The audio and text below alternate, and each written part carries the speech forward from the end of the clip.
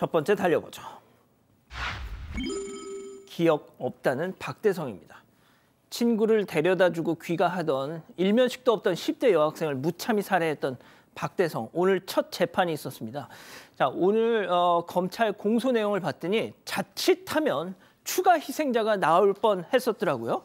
네, 오늘 살인 및 살인 예비 혐의로 구속 기소된 박대성에 대한 공판 기일이 열렸습니다. 검사 측 공소에 따르면 박대성은 10대 여학생을 쫓아가서 흉기를 휘둘러 숨지게 했고 범행 이후 흉기를 소지한 채 2차 살해를 목적으로 혼자 영업장을 운영하던 여성들만 골라서 이 살인을 시도했습니다.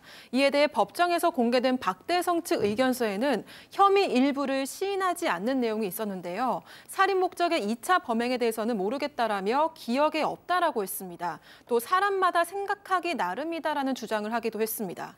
변호인은 살인 혐의에 대해서는 인정한다면서도 살인 예비 혐의와 관련해서는 2차 살인을 목적으로 대상을 물색했는지 좀 더 살펴봐야 한다고 했습니다.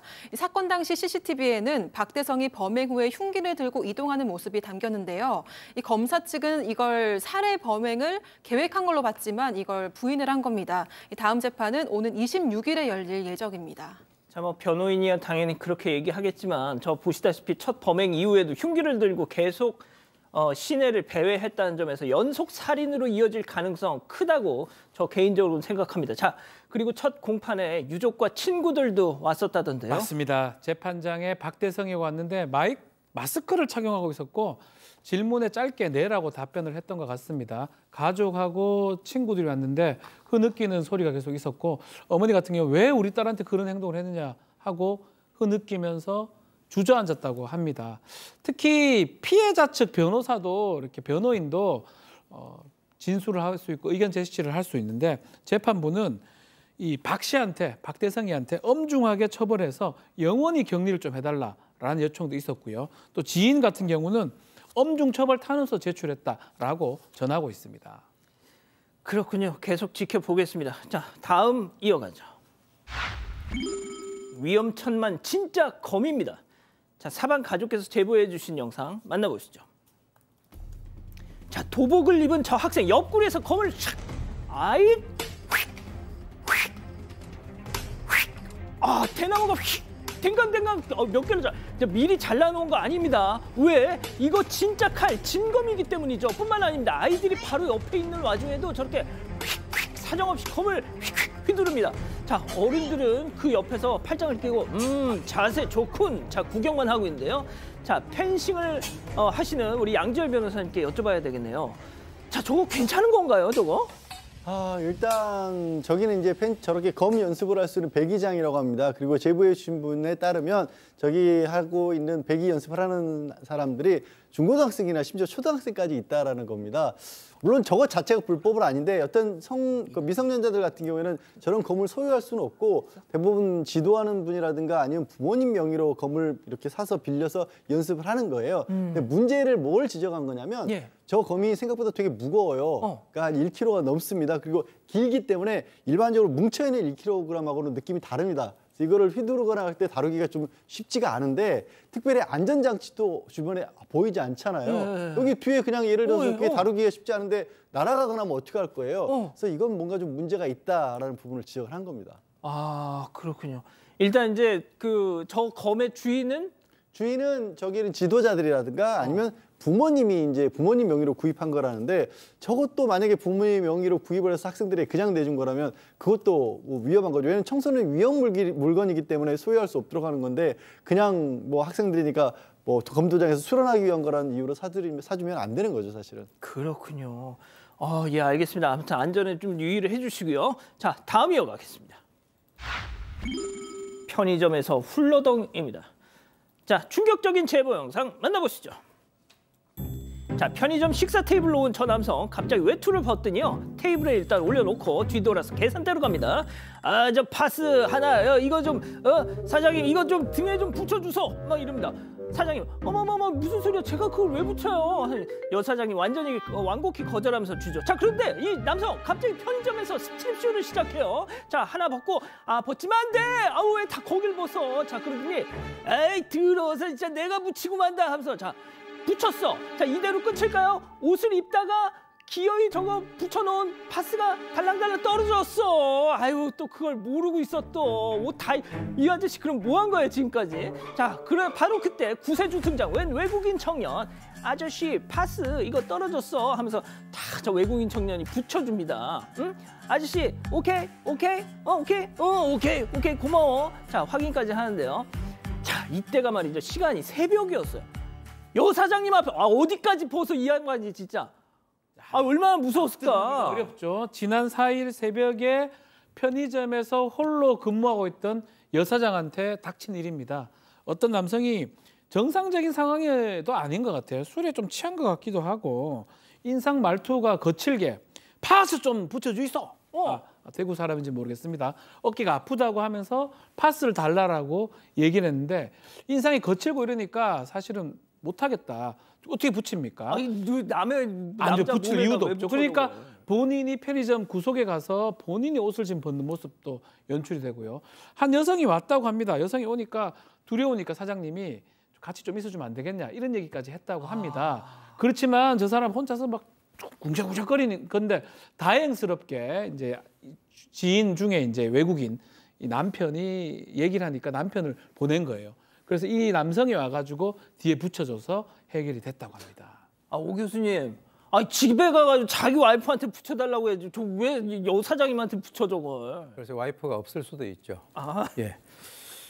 일단 그 여자 혼자 있는 걸 보고 저런 행동을 하는 것은 그야말로 볼상식한 그런 시도죠. 사실 그 여성이 야밤에 지금 이제 뭐 어떤 그 장사를 하는 그런 입장이긴 하지만 그 여성 얼마나 지금 무섭고 두려웠겠습니까? 그러니까 이제 주위에 이제 아는 그 외국인 지인의 남편을 와 달라라고 한 것은 자기 보호 차원에서 그렇게 한 것인데 또 그걸 안 붙여준다고 해서 군지렁대면서 또 구석에서 우통을 벗는 그 행위. 바지도 벗었어요. 네, 거의 지금 바지도 거의 한 반 정도 벗었는데 저게 이제 그 사실 뭐 저기서 이렇게 야간에 있다 보면 술 마신 남성들이 와서 저런 이상한 행동들을 갖다가 하는데 아마 저기뿐만 아닐 거라고 저는 봅니다. 그래서 여자 혼자서 일을 하다 보니까 상당히 불안해서 그런 측면에서 저런 일이 더 이상 있어서는 안 된다라고 하는 그런 의미에서 제보를 하셨다고 합니다. 그렇군요. 알겠습니다. 자, 다음 이어갈게요. 간 큰 차량 테러범입니다. 자, 진짜 충격적인 제보 영상 만나보시죠. 자, 건물 한편에 주차된 차량 한 대. 이때 한 남성이 타고 있는데 차의 페달 예. 자, 그리고 힘을 빡 주고 있어요. 자, 그러더니 또 다른 쪽으로 다른 차를 가네요. 또. 자, 바로 그렇게 긁으려는 순간 차가 지나가네. 오토바이가 지나가는구나. 오토바이 지나가니까 포기하고 그냥 가버립니다. 예. 오토바이 안 지나갔으면 어쩔 뻔했어. 자, 백다희 아나운서. 저번에도 제가 한번 물었었는데요. 2012년 9월 24일이 무슨 날인지 아십니까? 그 선배가 뽑은 지 한 달 된 차가 당산역 근처에서 이렇게 긁혔던 날이잖아요. 맞습니다. 네. 그날 12년이 지나도 그날을 잊을 수가 없어요. 네, 이분도 그럴 것 같은데요. 지난 10월 28일 저녁에 부산 동구에서 일어난 일입니다. 제보자는 가게 옆 주차 공간에 정상적으로 차를 대놨는데 웬 남성이 차를 이렇게 긁어놓고 간 거예요. 불법 주차도 아니고 또 어딘가를 막고 주차를 해놓은 게 아니라서 왜 이렇게 해뒀나 영문을 몰랐다고 합니다. 그 후에 누군가가 제보자 차가 이렇게 긁힌 거를 쳐다보고 있어서 같이 대화를 나눠봤는데 알고 보니까 이 사람도 이 인근에 있는 빌라 주차장에 차를 대놨다가 똑같은 피해를 당한 거예요. 그래서 제보자는 남성이 어떤 목적이 있어서 일부러 이랬다기보다는 그냥 무작위로 이 파손 테러를 벌인 것 같다 이렇게 얘기했습니다. 양 변호사님. 12년 전 그 차 긁힌 날 아직도 잊지 못하는 제 심정 아시죠? 네, 알고 있습니다. 그리고 저게 보셔서 알겠죠? 무슨 목적이 있고 누군가 가린 것도 아니고 자기한테 위해를 가해서 그런 것도 아니잖아요. 글자 그대로 그냥 저런 행동을 모르겠어요. 뭐가 화가 스트레스가 쌓여서 그런지 모르겠는데 반복하고 있지 않습니까?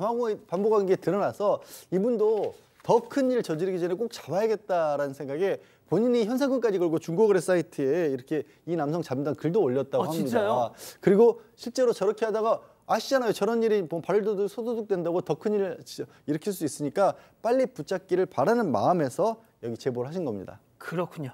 알겠습니다. 자, 마지막 사연으로 가볼게요. 심란한 결혼 조건입니다. 자, 집단 지성의 판단을 받아보고 싶으시다면서 제보해 주신 사연 함께 들어보시죠. 안녕하세요. 남자친구와 정말 결혼을 해도 될지 고민 중인 30대 여성입니다. 저는 3개월 전에 타지에 사는 남자친구를 만나서 장거리 연애를 하고 있고 천천히 결혼 준비를 하고 있어요. 남자친구는 결혼하게 되면 무조건 제가 남자친구의 지역으로 가서 이직해야 한다고 고집했는데요. 저에게는 연고가 없지만 어쨌든 제가 가기로 하고 앞으로 어떻게 이직을 하나 고민도 하고 있습니다. 그런데 하루는 남자친구가 어렸을 때 친할아버지가 투병으로 한참 고생을 하셨어. 근데 우리 어머니가 매일 찾아가고 아버지보다도 더 잘 챙겼어 라면서 대뜸 나중에 우리 부모님이 나이 들어서 아프시면 네가 돌봐드릴 수 있어? 이렇게 물어보는 겁니다. 같이 돌봐드리자고 하는 것도 아니고 네가 돌봐드릴 수 있냐니 자기는 쏙 빼놓은 질문이잖아요. 저는 황당해서 질문이 별로인 것 같아, 이상해라고 했어요. 그랬더니 남자친구가 부모님이 아프거나 돌봄이 필요할 때는 누군가가 챙겨야지 라면서 이런 질문이 왜 이상한 건지 난 모르겠다. 오히려 네가 이상해라고 말하는 겁니다. 그러면서 너는 부모님이랑 연락을 안 하니까 나랑 생각이 다른 것 같다 이런 말까지 하더라고요. 사실 저는 부모님이 이혼하신 뒤로 두 분과 연을 끊은 상태거든요. 황당했습니다. 그리고 자신을 낳고 길러주신 부모님을 내가 돌볼 거다 이렇게 자신 있게 말도 못하면서 왜 저한테는 이런 잣대를 들이미는지도 모르겠거든요. 나중에 아픈 부모님을 돌봐줄 수 있냐는 남자친구의 질문 이해되시나요? 자, 그렇군요. 자, 기다리고 기다리셨던 부처 핸즈업 타임 유튜브 JTBC 뉴스 채널 사건 반장 독립 채널에서 8천여 분의 우리 가족 여러분들 함께하고 계신데요. 채팅창에 OX로 함께 참여해 보시죠. 먼저 사연자 여자친구입니다. 오빠, 지열 오빠, 혹시 아침에 뭐 잘못 먹었어? 시부모님이 배 아파서 나은 건 오빠인데 왜 내가 돌봐드려야 돼? 오빠는 뭐하고? 시할아버지 병치레 하실 때 어머님이 고생하신 거랑 나랑 무슨 상관인데 오빠 질문이 잘못됐어. 100번 양보해서 내가 돌봐드릴 건데 너도 좀 힘을 보태줄래 했으면 모를까? 왜 너는 쏙 빠져, 동그라미? 아, 박 변호사님 오늘 아주 좋아 보입니다. 자, 다음 남자친구. 뭐? 백달에 너 말 다 했어? 너 우리 양씨 집안 사람 되겠다는 거 아니야? 내가 왜 돌봐드려야 하냐고? 며느리 돌이라는 거 너 모르니? 너 그렇게 잘났어? 야, 부모님하고 의절한 너는 우리 엄마 아빠가 딸처럼 품어준다고 하는 판에 와, 진짜. 야, 그리고 우리 엄마 아프면 당연히 내가 돌보지. 다만 너의 며느리로서의 자세를 좀 시험해보고 싶었다. 왜? X. 박 변호사님 왜 웃으세요? 뭐 시험할 수 있는 그건 아닌데. 예. 자, 질문은 먼저 오 교수님께 드리겠습니다. 저는 이제 사실 저 말이 옳다 그러다를 떠나서 저 남자친구의 태도에 대해서 제가 좀 얘기를 하고 싶습니다. 사실 부모님이 아프면 이제 뭐 자식이 여건이 되는 그런 상태에서 옆에서 케어를 하는 것은 그건 당연한 것이죠. 그런데 지금 이제 이 남편이 될 수 있는 이 남자친구의 느낌이 좀 거칠고 강압적이다라고 하는 그런 생각을 제가 해봅니다. 왜 그러냐면 뭐 무조건이라고 하는 이런 얘기를 갖다 많이 쓰고요. 그 다음에 뭐 좀 여러 가지 얘기하는 그 대화의 기법 같은 것들이 원래 그 속에 있는 마음은 그렇지는 않은지는 모르겠으나 3개월밖에 되지 않는 이 여자친구에 대한 여러 가지 것들이 나중에 이제 여자친구가 지금 3개월밖에 안 됐지 않습니까? 이제 결혼을 하게 되면 상당히 이런 그 자세로 나가면 피곤해질 가능성이 상당히 크다. 사실은 이 부모하고 자식 간의 관계는 이제 뭐 시집을 온다든가 이렇게 되면 자연스럽게 나중에 이제 그렇게 되는 것을 유도를 해야지 처음부터 아예 대못을 박아서 너 그럴 때 어떻게 할 거냐라고 해놓고 나중에 조금만 잘못하면 너 그때 그렇게 했지 않았냐 이런 식으로 갈 상황이 좀 될 것 같아서 걱정이 된다는 거죠. 그렇군요, 양 변호사님. 일단 저도 이제 부부들 상담을 해보면요, 생각보다 그러니까 일반적인 기준이라는 게 없을 때가 참 많아요. 그러니까 각자 가정에서 보고 배운 것들이 다 다르잖아요. 그래서 야, 이 사람 뭐 언제 뭐 20대 30대인데 뭐 조선시대에 사는 건가 이런 사람들이 가끔 있거든요.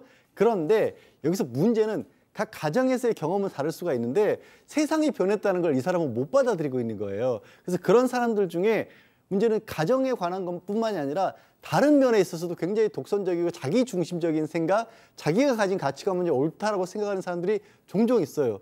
이제 3개월 됐다니까요. 한번 자세히 그 좀 들여다보시고 그런 성격, 그러니까 고쳐지기 힘든 성격이면요, 빨리 헤어지는 게 진짜 평생을 위해 도움이 됩니다. 큰일 납니다. 그렇군요. 자, 백다희 아나운서, 헤어져야 된다. 그래도 좀 더 고민해봐라. 아니, 헤어지는 게 맞다고 생각을 하고요. 이게 그 정성과 희생을 너무 당연하게 강요를 할 것 같아요. 그래서 더 좋은 남자가 분명히 있을 겁니다. 그러니까 얼른 정리하시면 좋겠어요, 저는.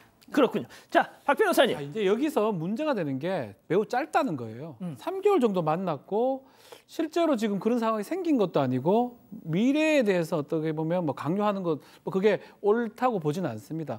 이런 상황 가지고 헤어져야 된다 이런 부분은 아니에요. 만약에 요청하는 게 뭐 잘못된 거, 우리 도둑질을 같이 할래? 뭐 이런 거라면 지금 당장 헤어져야 되지만 전반적 취지 자체는 틀린 얘기는 아닌 거거든요. 아, 그렇죠. 뭐 어른 그거는 뭐 거니까. 사실은 그런 상황이 됐을 때 본인은 싹 빠지고 아내한테만 시킨다. 그러면 이제 문제가 되지만 석 달밖에 안 됐고 아직 미래가 창창하기 때문에 요거 가지고 결정하기에는 아직까지는 좀 그러다. 조금 더 기다려보고 결정사가 나올 때까지 한번 기다려 보십시오. 뭐 교수님 하실 말씀이 있는 눈치이신데요. 아니 그러니까 이제 그렇게 해가지고 자꾸 시간이 오래 가게 되면 그 나중에는 이제 다시 되돌리기가 어렵다는 거죠. 아, 그렇군요. 자, 우리 가족 여러분들은 뭐라고 하시나요? 네, 김인수님, 본인은 안 한다는 말이네요라고 하셨고요. 찜꽁님, 당장 탈출하세요라고 하셨습니다. 유지은님은 내 딸이면 바로 헤어지게 할 거예요라고 하셨습니다. 아, 그렇군요.